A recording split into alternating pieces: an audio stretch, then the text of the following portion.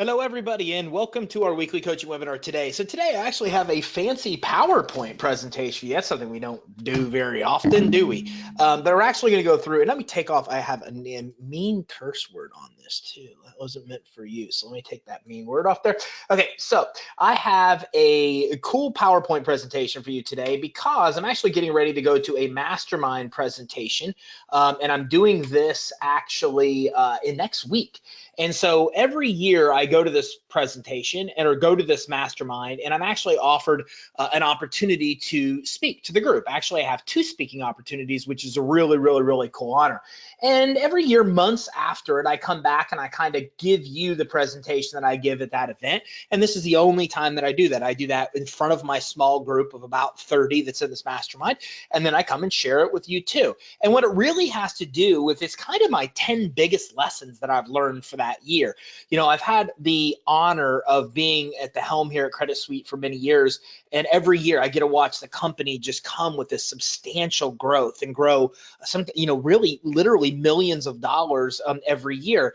And along the way, as you can imagine, I break a bunch of crap, and then I realize what's broken, and then we put things in place, and then that works, and some of it doesn't work. And there are just so many huge lessons that we learn along the way. And so I like to do this once a year, and it kind of helps me reflect on 10 of the biggest lessons that I've learned from the year that I will carry forward in, lessons I've learned in growing a business and things in my personal life as well, but almost all related to growing a business. So today, that's what I'm here for. I'm here to teach you 10 field tested proven strategies to build a massively successful company. Warren Buffett has my favorite quote of all time, which is that it's good to learn from your mistakes. It's even better to learn from the mistakes of others. And that's exactly what I'm here to help you do today. I'm here to help you understand what things that I've learned that work really well and don't work really well, to help you avoid pitfalls and mistakes that can cost you, and help you make good decisions, better decisions that can actually help you grow your business and make it massively successful. So let's jump in. So this is a big one, comp plan. And this is one of my favorite quotes. This is my favorite quote for 2019. Your comp plan controls the results of the organization. And this was actually by Mark Roberge, who's the SVP of Worldwide Sales and Service at HubSpot. Basically, he's the one that onboards, trained, and basically took HubSpot from a $0 company, but built the sales team that took it to a $100 million company. And by this is what I've learned. You've got to see, does your compensation plan you have, especially for your sales team members, motivate your team to produce the results, that you actually want to get? And I see here's a typo already. So that being said, if you have issues with chargebacks, retention, cancellations, this may be the cause. And this is something we realized in Credit Suite. See, in Credit Suite, we created a comp plan for our sales team in the very beginning, and it really had to do with them prospecting, them going out and helping get from our database leads that they could then convert to sales. But things changed over the years, and what happened was we put setters in place, and setters started mining our database and producing leads for our sales team. And our sales team now no longer needs to go and prospect and go through our database to get leads that they're actually going to work. But what's interesting is our comp plan never changed. And our comp plan has been pretty simple, right? They get a percentage, a commission percentage of what they sell. Pretty common for, I think, almost any sales organizations. If you sell a program, you get 10% commission, for example, on what you sell. That's our commission scale. If you sell a one payment, you get 15% commission. So we somewhat thought that out, because by collecting the money in one payment, we incentivize you to then get a higher commission, which then incentivizes you to get more people to pay you with one payment, right? But what we realized was we started to see chargebacks, retention, cancellations, and we weren't exactly sure why. And what happened was when we looked into it, we found a really big problem. And the really big problem was that our sales team is putting people in the wrong products, even when the customer is clearly telling them that they don't want to go into the product they're going into. So for example, our sales team sells our partner program to a lot of people that really shouldn't be partners. Our sales team sells our core program over our Genesis program, which is much more affordable. And that's the do-it-yourself program that you all now have access to. And if not, reach out to the support team and we'll get you into that beta test. So what we found was that this is all caused by us. It's our comp plan. Our comp plan rewards them for selling the highest dollar product because their commissions are based on them selling a higher dollar product. If you sell a partner program, you make more than you would sell on our core program. If you sell our core program, you make more than you would on Genesis. So our entire comp plan incentivizes them to do one thing: sell the most expensive product to the customer. And what we found is that's exactly what they were doing. Now, we can't hold that against our sales team. Realistically, our comp plan actually promotes them to go out and to sell the higher dollar product. So in doing this, we had to really look at our comp plan and make changes to something we hadn't changed for years. We have to then give bonuses, incentivize them. So now we added a bonus. If the customer makes all their payments, you get a bonus. A lot of people drop out in month 2 or 3 if they are going to drop out. So we don't pay our sales team. If you're getting monthly payments from a customer, we don't pay you on payment 2 or 3 until they make that 4th payment. Then we pay that. So it gives you an incentive to either get one pay or get as much money as you can at point of sale, because you're not getting money on payment 2 or 3. And it also means that you're not going to bring in people that are going to default on payment 2 or 3, because you never earn commissions if that is the case. Again, so coming in with bonuses where we raise the commissions on the products we really want them to sell more of. Okay, these kind of things are changes we were able to make where we looked at our comp plan and said, does it do 2 things? Does it incentivize them to get as much cash as possible at point of sale? Higher or awarding a higher commission rate like we do for one pay versus monthly installments is one of the ways we do that, right? The second thing, does it punish them or keep them from or have a basically adverse consequence if there are cancellations, if there's retention? Does our comp plan basically promote them to retain that customer as long as possible? And we made changes around that. Does our comp plan promote retention? Does our comp plan promote collecting as much money up front? I don't care what you sell. Business credit financing is probably part of what you sell, but not all of what you sell. You need to think about that. You need to let this quote stick in your head. Your comp plan controls the results of the organization. In our world, the results that we were getting were people being pushed into the wrong product because the comp plan promoted them to do that. So in the reality, we had to change the comp plan to incentivize retention and collecting as much money at point of sale to help us get the results we want. We want to collect as much money as we can when the person enrolls. We want to retain the people that pay monthly as long as we can. So we had to make those changes. So this is one of the things that I suggest that you do as well. What is the goals of your organization? What are problems that you have? What is it you really want your sales team to accomplish? Then look at your comp plan. Does it really promote what you're trying to accomplish? In our world, it didn't. We had to make changes. Huge change in our organization from figuring out that some of the problems that we were having were created by this comp plan. So something that I think will make a big difference in your world as well if it's something you're taking into consideration. Hiring with science. How good are you at picking a good hire? If you think you're good, I have bad news for you. You suck. We all suck. The science supports the fact that we're actually horrible at this. We use all kinds of ridiculous personal biases that we don't even realize exist to make hiring decisions, right? I know about you, but I've got in front of people and been like, dude, this dude or gal is awesome before they even said very much, right? I already made the determination. I've looked at resumes and thought they were amazing before they even walked in the door and made all kinds of prejudgments. So most hiring takes a long time. And you may find that you find the wrong people. And there's a couple things to this. First of all, we were spending 6 months or longer to go through a hiring process. And if you find the wrong people, the cost to the organization is substantial. Like, I don't have specific stats, but I can tell you that it could take you 6 months or years worth of salary loss because of the time you've lost from hiring somebody, training them, then letting them go and having to rehire and retrain. So we use an amazing service called Preview HR. And this is something every single person here needs to get and start using immediately if you're hiring. And here's why. I'll tell you why. Before this, we used to use Indeed. Preview HR costs the exact same amount of money as we paid Indeed, but Preview HR takes your job posting and puts it on Indeed and all these other job posting sites. So the minute we switched from Indeed to Preview HR, we got tremendously more applicants. Like, I just hired an executive assistant and we literally had like 200 applicants and had to shut it down within 72 hours. because it's posting the job to many different hiring sites. First huge benefit, and same cost as we were paying with Indeed. Huge benefit. The other cool thing about Preview HR is Preview HR lets you determine a model of what you want, and then those people answer questions that you put in to determine if they fit that modality or model or not. So let me give you an example. Jimmy, awesome on our finance team. Everything you could possibly want. Guy's hilarious. He's funny. He's fun-loving. Everybody from customers to team member loves this guy. He dials like dialing's going out of style. He puts up so many calls. He's so fast to get to tickets. He's so quick to learn what needs to be learned. So good at presenting what he learns to customers. Fantastic. A model of a perfect finance officer. Well, guess what? We're getting ready to hire a new finance officer. So what we do is we give Jimmy those pre-screening questions and we have him take our test.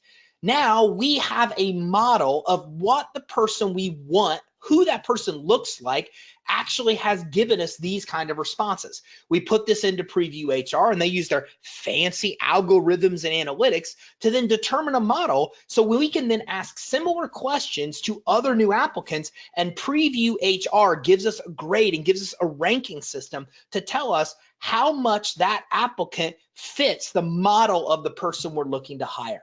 So I can now take my best employees, model them, go out, have other people then in the hiring process answer questions that tells me, are they like this person or are they not? And in what areas are they like them, strong, weak, or middle? And what areas are they not like them, strong, weak, and middle? I can even then program in what's acceptable ranges for me, so the system automatically filters out people that I don't want, that don't fit within the ranges of the model I want, and tee up the people that say, look, this person replied, they fit within the model based on their answers to the question of the person that you're looking to hire personality-wise. The system even depicts and detects lying. It even uses science to see the psychological aspects of their answers, and it determines if there's mismatched data from what it's determined the personality type they have and the answers that's actually coming in with. I know I completely misexplained that because I don't understand the science, but it's pretty freaking awesome. I know that. So Preview HR has helped us put a job post in one place and hire everywhere else, okay? And it lets us design a model of the person that we want in that position. And then other applicants are then, their answers are cross-checked against that model to let us know if we're on the right track for the personality type and character types that we want, and stay away from the ones that we don't want. There's so much information we get without even looking at a resume. This has completely changed it. Now, I'm not crediting Preview HR for this, but I will tell you that in the time that we've been here, about 7 years, we have 80 team members. Not one team member has ever quit Credit Suite, not one. That's pretty tough to say. So I say that to you because we're pretty good at dialing in the process of hiring the right people, or that wouldn't be the case for us. So that being said, use this advice. Preview HR can make a big impact in your ability to hire. Bad apples, 9.1. I know I said 10. I always like to throw in some bonuses. 9.1, okay, keeping a bad hire can be disastrous. Learn that this year. Okay, used to think, I need somebody new in X position, and because X person's horrible, but I'm going to keep X person in place until I can find somebody else to then pull X person out, right? I think it's how we all let people go if we unfortunately need to let people go. And let me speak to that. I can tell you that when I let somebody go or someone in our organization has to leave, I take it very hard. It's a very hard thing because that person relies on us. Their family relies on us. And that means a lot. As entrepreneurs, it's a very heavy burden to know that we've got, in my case, 80 team members, right? We just had 2 new babies this month. Okay, our family just had 2 new babies. So I've got 80 team members, spouses, and their kids, hundreds of people that I'm directly responsible for. So I take that role very seriously, and having to let somebody go really hurts my heart. Okay, but what I've learned is this: it could be more disastrous to keep that person on because of things I never thought of or accounted for before. First, the loss of your confidence from a customer, okay? We just had to unfortunately let a salesperson go. And this was one of the problems we had, was that he was really doing a disservice to our customers because we give away so much free information and we do so much goodwill in the beginning that they come in and they really trust us. And he was trying to heavy hand bully them into products that they couldn't afford. So we were losing confidence and reputation by our customers. The problem is by keeping them there and letting them do it, we're also losing confidence from our team, because our team sees those behaviors are acceptable and that we're letting it continue to happen. Even as a leader, they're losing confidence in your ability to lead because you're letting somebody like that stay within the organization. Not to mention the bad energy. Whenever he saw a change or something he didn't like, he would go and call the other salespeople and start talking about it, and these rumors and this gossip and this junk that none of us want in our organization. Okay. And the result of that is we had unhappy customers, right? Because they're getting pushed into things we can't afford. Write-offs, charge-offs, refunds, cancellations, all these things increase because he's putting people in products they can't afford, and on and on and on and on.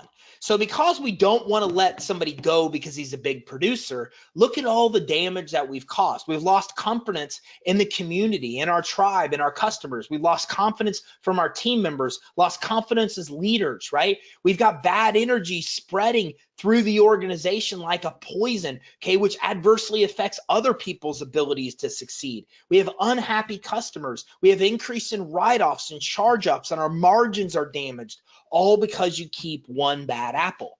So if you have somebody that's not pulling their weight, you really need to do a deep analysis of how much is that really costing you. It's not just, if I let him go, I'm going to see a drop off in sales. And it's not those things. Think about how much it's really costing you in these things, your customers, your team, the confidence from your actual fellow team members, all these type of things you really need to take into consideration, because you may be better to let somebody go and then not have the problems and still not have enough bodies to fulfill the job than you would be to have somebody bad there and get the job done, but get it job done in the wrong way that costs you all these different things. You really need to think about that. 8, customer journey. Have you mapped out what your customer journey really looks like? And by this, I mean, have you really thought about, from the very first time a customer comes in contact with you or your organization, and on a whiteboard mapped out every single step of what happens to them to the end of the process? And the question is, if you haven't done this, why have you not done this? You need to whiteboard that entire process to see what it looks like that your customers go through. Then you need to find the friction points and you need to destroy them. You need to look at stuff and go, why the heck are we doing that? That is dumb. And you need to, that creates this negative experience for the customer. Let's crush that. Let's remove that. We now do this regularly with every division of our company. This Friday, I've got my COO, Megan, flying from the West Coast down here for a one-day meeting with our finance team to start from the beginning and map out their entire process. And the reason is because they have too many staff, which shows that they are not efficient, and there's got to be things in their processes that are creating barriers to efficiency. So we go through and we'll spend an entire day in one area, in one section. On the 22nd, my entire marketing team is coming in and we're doing the same thing. What does our marketing process look like from start to end?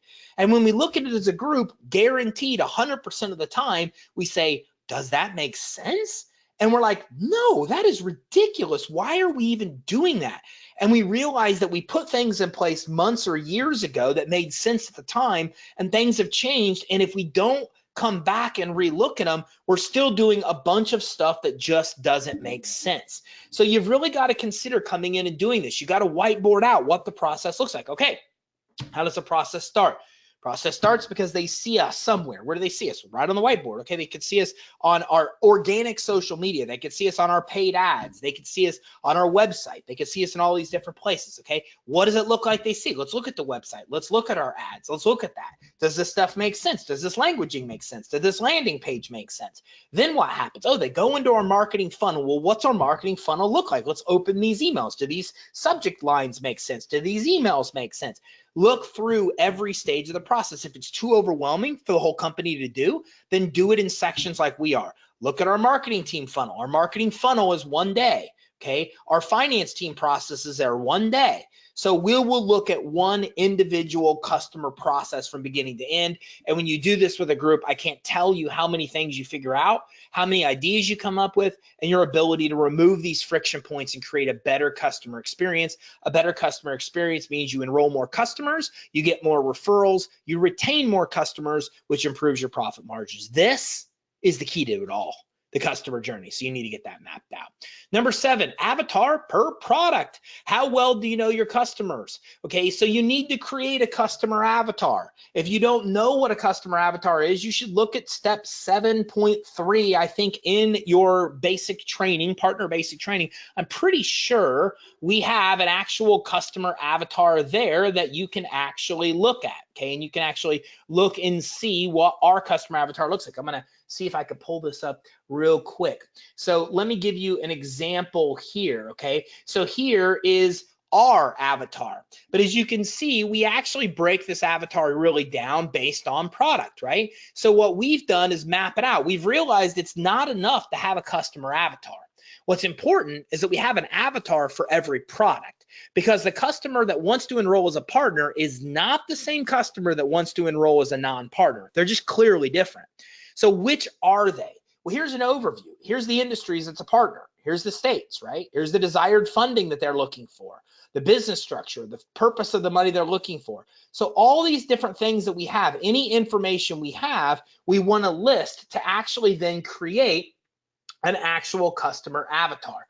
Now here's an avatar worksheet that kind of can be used for this purpose at all as well. Goals of that client, okay? What is the pain points they suffer from? Okay, where does your lead or client communicate? Where do they go? Where do you go to communicate? What's their objections?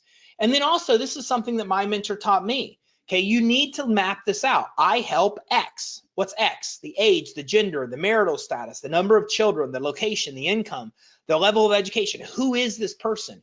2, do what? What are the client's goals? Okay, by, how are you going to help them do that?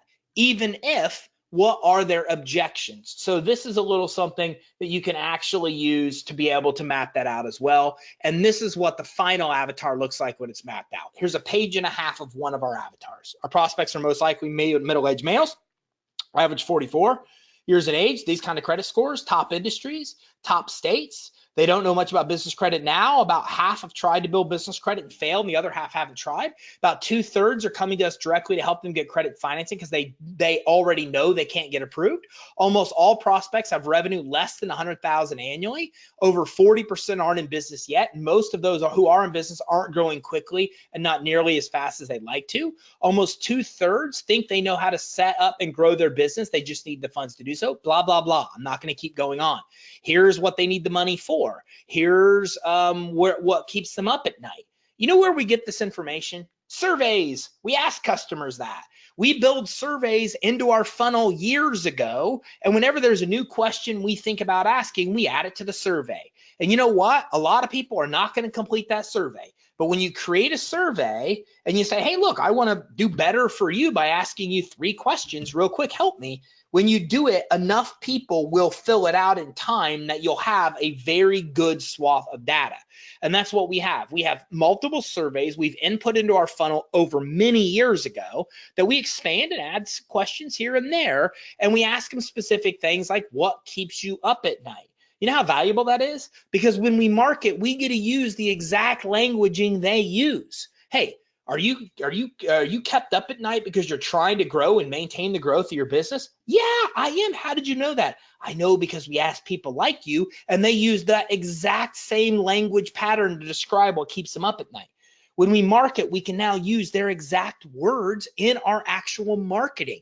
So survey data is essential. Add surveys into the beginning part of your funnel to learn more about your avatar. But again, it's not enough that you do it individually for your company. You have to do it for product. You have to find out what separates them and then create a full-blown customer avatar per product. That way, you're not marketing all of your products to the wrong person. In our case, if we were to come in and we were to market all of our products and services towards our partner avatar, that's not going to work very well because our core customer isn't a marketer. They're not an accountant, okay? So the problem is if we're trying to market our business credit building program to an accountant, it's not going to go over really well. But if we come in and market their ability to offer the service to their customers, it does go well. You need different avatars per products you sell. So create your master avatar and then start breaking it down in time to avatar per product. Seem overwhelming? That's cool. Start with step one, put survey data in your funnel and then move on. And a year from now, you'll remember that and come back and create your avatar. And then after you create your avatar, move on. And eventually, like us, you're going to start to run into problems because you're trying to push products to the wrong avatar. Then you'll finally get to where we are, avatar per product. Or who knows? Maybe you could just take the information in your back office and create your avatar per product now to save yourself a bunch of marketing expense. Either way, you're going to need to do this as your organization grows. What do you do? How do you describe what you do to others? What is your elevator pitch? Do you have one? Do you know exactly when somebody comes up and asks you what you do? Could you really clearly define it? And here's an even better question. Do your customers and every team member describe it the same way? Do they all? This is a really interesting exercise. It's crazy interesting. Ask your customers, do you know what I do? What do we do as a company? Ask them. Ask your team members, you know what we do as a company? What do we do as a company? Ask them. You're going to go home and cry. You will cry yourself to sleep at night. You will think there's no hope. You will be like, what the heck is going on? What am I even doing here? Nobody even thinks they know what we do. Nobody even knows what we do. Everybody thinks they know what we do, but it's all different than what we actually really do. So this is mind-blowing when you do this. You need to ask your team to describe what you do. You need to ask your customers what you do. You need to see how different their answers are. Then you need to get everybody on the same page. You need to pull everybody together. It was shocking when we went to our team and said, guys, do you know what the benefits of our system is? Do you know what we do? Do you know what each division does? Nobody seemed to know. Everybody thought they knew, and everybody gave completely different answers. It started with the sales thing. It started with listening to sales calls, and it became, man, we've got veteran salespeople that are clearly saying we do things that we do not do. We've got a serious expectation issue on the sales side. So I don't know, let's get advising together with the people that do training, and let's get our sales manager together, and let's get everybody on the same page. Okay, meeting, blah, blah, blah, blah, blah, blah, blah. End up the meeting, uh-oh, we're all screwed. I don't even think advising knows. We're asking them questions they don't even know the answer to. So now all of a sudden we're starting to realize that everybody has different answers. So then we go to our customers. Then we actually go to our team members. And what we realize is everybody has a different view and wording of exactly what it is that we do. So now we've got to go through a whole re-education process to explain to our entire team, this is exactly what we do. Here's the results we can get. Here's the benefits of our system, to get everybody on the same page saying the same thing. So the customer journey is good, so the congruency is there. Then we need to go out and explain exactly what it is we do clearly. You have to find a way to clearly explain what you do to the people that you serve. Because believe it or not, you live it, you breathe it, you sleep on it. They don't. You know what you do or you think you do in your head. They don't. And what you find and what we found is that the messaging we're putting out there to potential customers sucks. It does not clearly define what we do. Believe it or not, one of the most opened emails of all emails we have, and you know, we have a few emails that we send, right? You're familiar with the emails we send. The most popular of all of them has a subject line that says this: what we do. 3 words, what we do. And what we looked at this, we said, holy crap. Well, apparently people want to know what we do because apparently we're not telling them. And then when we started telling them and started asking what we do, and they said, I know what you do. You do X. We're like, well, that's not right. And then we learned that our messaging on the front end was really broken and didn't specifically clarify exactly what it is that we do. Get your messaging right. Ask your team what you do. Get training. Make sure everybody's on the same page with what your mission is and exactly what your company does. And then go out and clearly explain that as simply as you can to your customers. If you can't simply explain to customers what you do, then you got it wrong. You got to go back to the drawing board and figure out another way to actually say it. And again, your team can help you do that. Your family, if you don't have a team, the people around you can help you determine that. But get that down. Make sure your team's on the same page. Make sure your potential customers are on the same page as well. Make sure it's explained clearly. Scorecards. How do you decide which opportunities to take? Scorecards help you evaluate opportunities before taking them. They also help you evaluate results, fine tune, and continue to get better results. Let me give you an example. This year, we've been testing a lot of off-site events. We've also been working with a lot of joint venture partners to test webinars. Some have been very, very, very successful and generated more than 6 figures to the organization. Some have been absolute miserable failures and cost us tens of thousands of dollars. Okay, so how do we not cost ourselves tens of thousands of dollars? And how do we choose the events that only give us 6-figure returns? I don't know, that sounds really cool. We do it based on scorecards. Scorecards help us actually determine whether we should do an event or we shouldn't do an event. They help us determine whether or not we should do a webinar or we shouldn't do a webinar. These are what we actually use to come in and be able to say, hey, look, let's evaluate this event, and then that way we can see if we should even go to this event or not go to this actual event. Okay, how do we come in and decide whether we go to a joint venture webinar or not? Well, that's what our scorecards do, and I'm trying to find one, but I don't have one that's actually available to show you. But I will tell you that our event scorecard looks something like this. Has the event been done before? How many times has the event been done before? Is there an event coordinator involved, or is the person hosting their own event?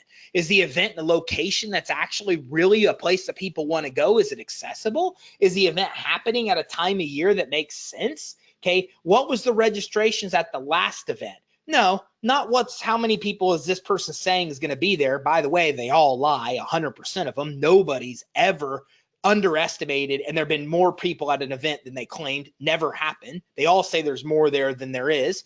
So how many were at the last event? That's a good indicator of what's going to be at this event. Those are the kind of questions that we're actually looking for. When we're looking at joint venture partners, how big is their database? Do they have their own events? Do they email other people's offers to their database? Or do they have a history of selling $1,000 plus products to their database? There are questions that some of them we look and get through research, some of them we get through asking about them. But again, the ultimate goal here is for us to figure out, hey, should we do an event? Should we not do an event? Should we do a joint venture webinar? Should we not do a joint venture webinar? These kind of actual scorecards make a really big difference when we're determining whether or not we should do things or we shouldn't do things. So again, that's one of the things that you really want to come up with. And I could not find one of our actual scorecards to go through this. But again, these are the type of things that you want to do. Develop a scorecard. Guess what you think. Okay, I'm going to ask these 5 questions. I think these things would determine if this X could be successful, this event, this webinar, this whatever.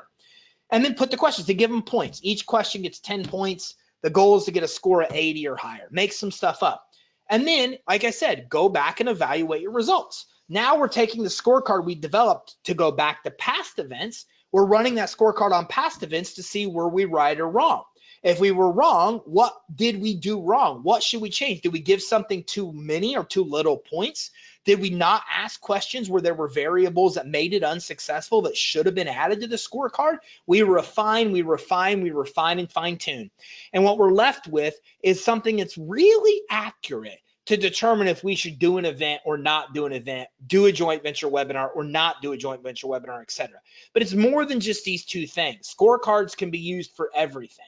So one scorecard that I do know that I do have, for example, is something I've shown you before, that if you go back to the training on virality, you will see that we provided the scorecard for you there as well. And it's called our virality scorecard. And our virality scorecard is a scorecard of content, whether content should be published or not. Okay, if it doesn't receive a score of 50, you cannot publish this. It's not going to happen, okay? So again, what happens here is we have a scorecard that says, is it surprising or remarkable? Where it makes people that share it look remarkable. Can someone obtain some type of currency by sharing it? And then if it's a yes, they enter 10 points. They enter 10 points. If it's not 50 points, you can't publish the content. It's not saying that all of our content is designed to go viral, but it is a simple system to say you can't even publish something that's not going to have basic components of what people want. This is how scorecards work. We do it for content. We do it for many other things. It's something you should adopt as well. It'll help save you a ton of money and better evaluate these opportunities. OODA loop. As your company grows, you're going to assign tasks that won't get done or get done to your level of expectation. It's just the way that it is, okay? So it's going to happen. I'm very blessed in Credit Suite because in Credit Suite, we've created a company and a team of people that operates where we operate much the same. If I assign a task to Jan or to Rick or to Eric or anybody on my team, I can walk away with confidence and know it's done. That's the way the organization is.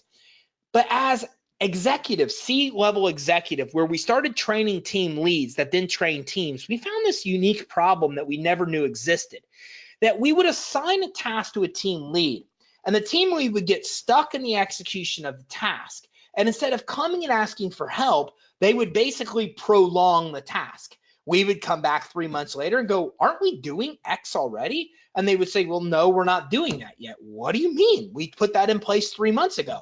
Well, I ran into problem A, B, C. I fixed problem A, B, and I'm still stuck on problem C. So I'm in a holding pattern right now. Well, I could have removed the barrier that was your factor C that kept things going, or that held things up, but you didn't communicate that with me that there was a problem. And you know what I didn't do? I didn't put a system in place to make sure that it was getting done.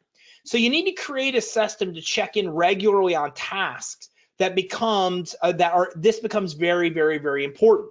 So it needs to look like this. You need to assign a task. You then need to create KPIs to check on those results. You need to find a way to measure whatever it is that you're assigning as a task. Then you need to develop a time to follow up on that as well. Put it on your agenda in 6 months just to remind yourself to check in and make sure it's getting done. Now, again, you should regularly be monitoring the KPIs to make sure it's getting done anyways, but build in a safeguard to put something out in the future to make sure you do come back and review the KPIs, or even make sure the KPIs were set up. Now, OODA loop is a military term, and this is a part of OODA loop, okay? In the military, this is how we evaluate decisions, and this is how we come back and make sure that we're checking on the results of the decisions that we make, okay? But again, this was actually created with fighter pilots initially. So there's a lot more to OODA loop. It's worth looking into the specifics of what OODA loops are when it comes to decision making. But of the parts of OODA loop we keep for this, assign a task, create KPIs to monitor. The KPIs are key performance indicators. These are stats of some sort we use to check to make sure the task is getting done. And then you need to develop a time to follow up on that progress. So for KPIs, for a long time, we used Graphly. Graphly integrates with Infusionsoft. It's worked fantastic for us. Then we switched to Domo, which is extremely expensive. But again, our company grew to a point where we needed Domo, because our analytics came from spreadsheets, and some came from Infusionsoft, and some came from Google Analytics, and some came from all these different places. We needed one platform that pulled them all together. Eventually, as your business gets high 7-8 figures, you're going to get there as well.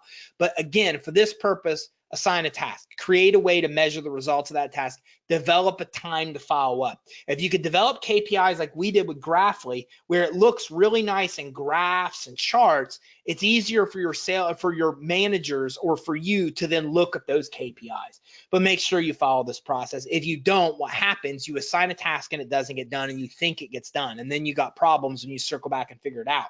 Then you build in KPIs, and then you forget to monitor the KPIs because you got a million of them because you run a business.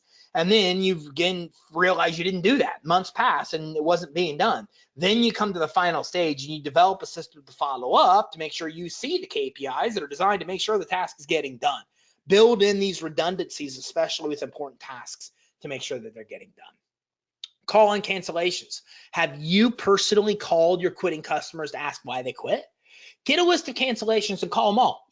I do this. I did it Thursday. I just called, I don't know, any cancellations we had in the month of September and August myself personally. And what I ultimately did was I just called them, got them on the phone, and I said, hey, what's going on? Here's the deal. You enrolled with us and then you unenrolled, and I'm just calling to see what happened. What could we have done better to be able to improve your experience? The first thing you understand is the customers really appreciate this. I can't tell you how many people said, look, it really says a lot about your organization that you'd even call and have this conversation with me. What blew me away, 100% of the people I talked to had nothing but great things to say about us, which is kind of frustrating in itself. Like, you cancel, you ask for a refund, but you're happy. What happened? But what they gave us feedback wise immediately resulted in many immediate and substantial changes throughout the organization. So for example, we realized that Genesis customers that don't have an advisor to help them get stuck and quit. So what we did was we're now creating a open office hours call once a week for everybody, partners, all of our clients of any level, that you can all come into one open Zoom call with our team. And for 1 hour, we're going to answer every single question that everybody has. So that's a direct improvement to our systems that came directly from feedback that we actually got from customers. We came in and say, okay, people said, look, I want more of the work done for me. Okay, we tested that done for you. It didn't work well, but here's the question. What can we do for a customer? And maybe we need to create a product level where we do those things for the customers. As a result, we now are creating a new product that's more expensive, that we can make more money and more margins on because of a call and comments on people's cancellation calls, okay? We also came in and realized people say, hey, look, I'm quitting because of budget. That's it. It's not you, it's me, it's money. Well, didn't you have the money? Well, I did have the money, but what happened was there was a lag between step 1 and 2, and I had other things to use that money on. So I quit to get that done during that lag time. Well, that's a huge red flag. So what you're saying is that you got benefits, you love the program, but you quit because during this downtime where you're waiting for vendor accounts to report, nothing was going on in your mind. So you quit and then wanted to come back once those started to report.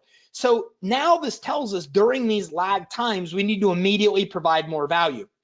Now we're doing things with fundability, thinking about getting them LexisNexis credit reports in between, all these things we could do in between to provide value.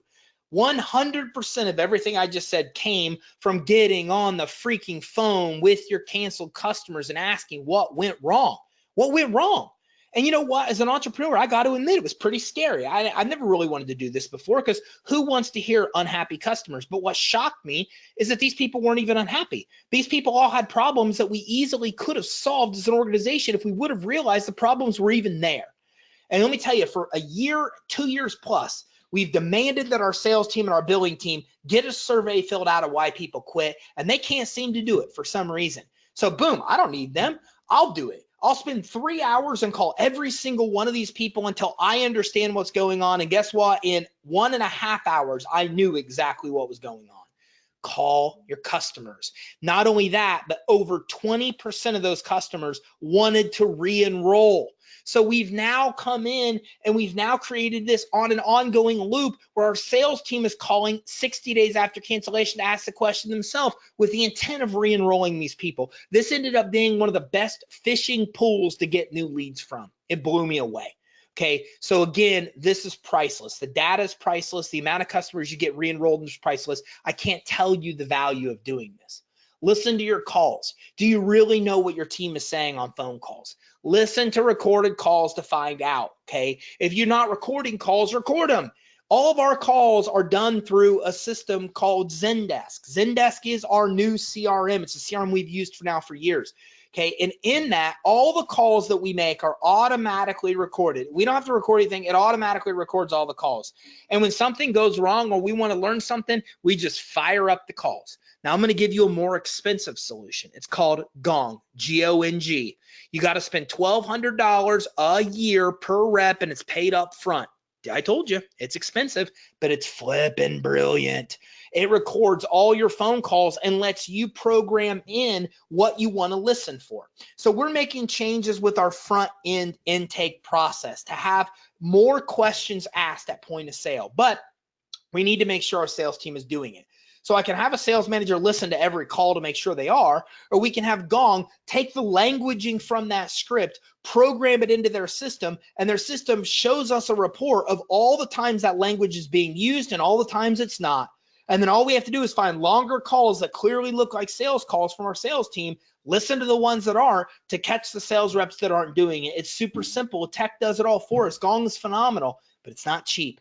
So again, whether you use Gong or another system, you need to listen to what your team is saying. I, for one, cannot stand this. It drives me crazy to listen to my own calls. It's always driven me crazy to listen to other people's calls as well. Don't know why, but I'm saying that if anybody else can relate to that, like it's just something I don't like. But I've actually found that this is really, really interesting to do, because every sales call you walk out of and you're like, oh my gosh, there's like 12 things that need to be changed immediately. Like, I can't tell you the value of this. Then you want to coach team members on what you find, and you want to make changes across the entire organization. Individually coach the team member on things they could have done better, and then across the organization, you need to then make changes to make sure those things don't happen again. Again, I gave you the example of sales team members saying things that didn't sound right. And all these changes now throughout the entire organization to make sure our expectations are set correctly through all divisions. We created a task force to actually go through with people from all divisions in the company to work together as one common group to make sure that we can clearly determine what the expectations should be and that everybody in the company is following the same expectations. All of that came from one sales call and realizing that expectations weren't being set properly. So again, these are some things that you need to be doing, but it only happens if you really listen to what your customers or what is your team is actually saying to customers. And I'll warn you, it's freaking scary in some cases. It really is. But those are the decisions you need to make. And the scariest of calls was the rep that we had to let go. It's just not a good fit. And we don't know that if we're not listening in. Asset protection. Look, how well are you protected from inside threats? So there's a thing called a SWOT analysis, right? And a SWOT analysis looks at opportunities and also looks at threats. But the thing is that a lot of people forget about inside threats. So what happens if a key team member or a friend, maybe your significant other, turns? How much exposure do you really have? Maybe you've been married for 20 years. What happens if your spouse all of a sudden comes and wants to walk out the door and they want to go after everything you value? Are you protected? What if somebody comes after your family? Are you protected? Do you have an umbrella insurance policy that protects you? Do your kids have umbrella insurance policies? Are you insured in the company? Okay, it's called key man insurance. It scares me. The more successful I become, the more people actually financially benefit by me being dead. It's true. It's completely true, because now the organization requires life insurance on me. It's just what happens as things progress. So are you protected from inside threats? Your key employees, the key members of your family, how exposed really are you?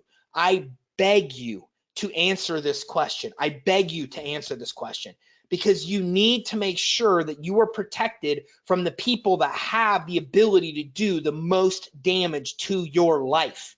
This is asset protection, and you really need to sit and think about this, because the biggest threats you will face, I've realized, are inside threats. They are the threats you never see coming, because they are the people that are closest to you that, when turned, can do significant damages and create all kinds of havoc in your personal and business life. So you need to make sure that you do this evaluation to see how exposed you really are. So I'm going to wrap up with a little fun bonus I've been working on here, called Living Like a Rock Star. And this is going to be something that new. This is something me personal. This is something I do for fun, but this is something that is an easy way. If you follow suit here, I'm about to teach you how you can literally live like a rock star for completely free. Now, I'll tell you what I'm testing and I'll tell you my results, but so far my initial results of the first test have worked well, and I'm moving on to the second test here, and in a year I'll be able to follow up and tell you how this goes. So here was my initial test. I wanted to buy an exotic car and cost me nothing. I wanted to buy an exotic sports car, but the truth is I have 2 little kids. It didn't make sense. It wasn't responsible. All those big responsibility parenting things got in my head. But then I realized something. An exotic car is an asset. There's something called exotic car hacks. Came up in my Facebook page, bought it, loved it, changed my perspective on it forever. Because what it showed me was that if you buy a luxury asset correctly, that luxury asset really doesn't depreciate. Okay, so I thought I'll test this. So I tested the market. I bought a 2011 Aston Martin DB9. I bought it for $69,000 about a year and a half ago. I'm getting ready to sell it right now for $70,000. So basically, I'm selling it for what I bought it for, put 10,000 miles on it. Only had 15 on it when I bought it, put 10 on it in a mile. And I drove it crazy. If you've ever seen Ferris Bueller's Day Off, I drove it like those parking attendant garage guys drove the Ferrari. That's why I've driven it for the last year. Loved it. But what's interesting is all the money I've spent during that time, I now get back when I sell it because I'm selling it for what I get. So 100% of the money I paid down principal, I get. So it looks like right now, based on payoff, and it looks like what it's going to sell for, I put zero money down on this vehicle, and I'm walking away with a check for $25,000. Think about that. Have you ever bought a vehicle before and walked away with a check for 25 grand? Yeah, it's happening. Pretty crazy. So I got greedy, I'll admit. And then I started thinking about a new concept. What if I didn't break even? What if I made money? What if owning vehicles became not an expense, and not a liability, but an asset? What if I made money on my vehicles instead of them costing me money? What would happen then? So here's what's happening now. I am now taking the Aston, selling it, and I'm buying a Ferrari because I'm going to buy an exotic car every year, because who wouldn't? Check that out. Who wouldn't buy an exotic car to put your money into if you love exotic cars when you put no money down and get a huge check at the end? That's pretty cool. That's a heck of a good investment. So I'm going to buy an exotic car below value, like I just showed. If you buy it below value, it doesn't really depreciate much. Then when you go to sell it, you've really lost nothing. Now I'm renting the vehicle on Turo. By the way, not just renting my exotic on Turo. I'm in the process right now this month in October of listing my RV, my truck, and my Aston Martin all on Turo. They're all getting rented on Turo, okay? I just had somebody want to rent my RV this weekend for $600 for 3 days. My RV payment is $550 a month. So them renting the RV for 3 days pays for my entire payment of that RV. So what's happening is all the expenses are paid. Now, because I'm able to buy it below value, and I'm even able to rent the vehicle on Turo, and I read everything there is for tips to rent on Turo to have the most success. Now what happens is I'm taking my car insurance and my car payment and my storage fee for the RV, and I turned those expenses and have them paid by my business. And now the money I'm making on Turo is then paying for the vehicles. Based on conservative estimates from everything I've looked at, based on how many days I can rent the vehicles, and conservative estimates of how much money I can rent them for with similar vehicles on Turo, RV Share, and Outdoorsy, it looks like I'm expecting to get between $5,000 and $6,000 a month in returns on vehicles that are costing me money now. Think about it. That's crazy. So ultimately, I just found the way to take my biggest expenses of auto vehicle payments and turn them actually into a profit center. So you know what I'm doing now? I'm buying a Tesla. I'm going to have the Ferrari, the Tesla, and the truck, because if I think the Tesla can make me $1,000 a month by owning it. And so I'm actually starting a process of buying a fleet of vehicles, renting them on Turo, so I always have something to drive when the rest aren't rented, and actually taking my vehicles and turning them into an asset, which allows me to now actually have as many vehicles as I want to have because they cost me nothing. I actually turned them into profit centers. Pretty cool, right? Will it work? No idea. I think it will based on the elaborate research I've done. In a year, I'll be able to tell you. But then what I did, I got greedy. And then I came up with another concept. I thought, well, that works cool. But what about multiple homes? Because I've always wanted to live in the city and I want to have a beach house as well.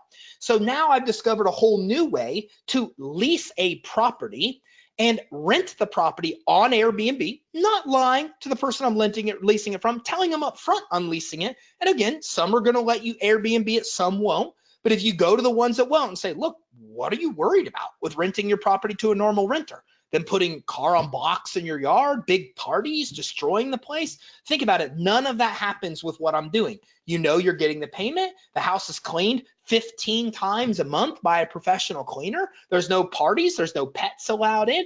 If you think about every fear you have as somebody that rents a property, none of those apply to Airbnb. Now what I do is I turn around and lease the property on Airbnb when I'm not staying in it. So in my case, every other weekend, I'm going to be staying in Tampa, downtown Tampa, and every other weekend with my kids down there on the beach, right? And then when I'm not in those 2 weekends a month in my beach place, I Airbnb it every other time. And from all that I've looked at with this, you basically can make and profit whatever your rent amount is. So if I'm getting a property for $2,000 a month, I'm going to make about $2,000 a month in profit once I actually get enough to pay the rent and my utilities and everything on the property, okay? And I've seen a lot of experiments on this. Guys, Forbes just released an article with 76 millionaires that are doing exactly the same thing. Their entire business is to lease properties and rent them on Airbnb. Think about it, it's Airbnb's model. Airbnb is so successful and they own no assets, right? The properties are all owned by their people. So I'm doing exactly the same thing. What I'm basically doing is I'm basically coming in here and I'm saying, hey, I want to do what you're doing, Airbnb. I want to own nothing and make money on it. And so this exactly is how you're able to come in and then pay all of your expenses. I think, I'm not positive, but I'm pretty sure that I just figured out a way to take my car payment, my insurance, my mortgage payment, my expense or my house payments, also all my utilities, and all put them into a company name, have them all paid for by doing this, and then make a profit that I can then use for whatever purpose I want. I'm pretty sure it's all going to work. I'm testing it now. I'm all in different stages of implementation of this now. I'll let you know how it goes. But again, something fun that I thought you might like to wrap it up. Just like if you want to know the kind of stuff I do when I'm bored. And better yet, I'm going to put all of this into a course if it works, and I'm going to sell that course for money, so which is even more money that I make on stuff that used to cost me money. So this is my new mission in life. Any expense I have, I want to find a way to actually turn it, instead of an expense, into actually income, into an asset. Instead of a liability, I want it to be an asset. And so this is my new model that I'm working on right now. Again, just some fun stuff as we get ready to wrap up. So a lot of cool stuff. One fun thing in the end. Let me know if you have any questions. I want to make sure they get all answered. Pam says, hi, Ty, take a call. Would you mind telling me the exotic car site? Again, I used a program called Exotic Car Hacks. I highly recommend this program, Exotic Car Hacks. Not only does it teach you the fundamentals of buying exotic cars, it also teaches you the fundamentals of using luxury assets in general the same way. So luxury purses, Louis Vuitton, etc., can be used exactly the same way. And the same I'll call him an artist that created this, is also created Watch Conspiracy, where he teaches you to flip watches the same way, luxury watches. So luxury watches, luxury handbags, luxury cars, all these things that really don't appreciate and lose value can be used the same way, where if you buy them right, you could buy them, own them, use them, and then turn around and sell them to break even or at a profit. It's like another place of putting your money instead of boring places like stocks. And by the way, that's what I did with the car. I took $1,000 I usually put into investment, and I put it into the car the same. And from everything I've looked at and seen, I can do this and get a better return this way than I ever could if I put it into the stocks that I was going to put it into before. So elaborate answer to your question.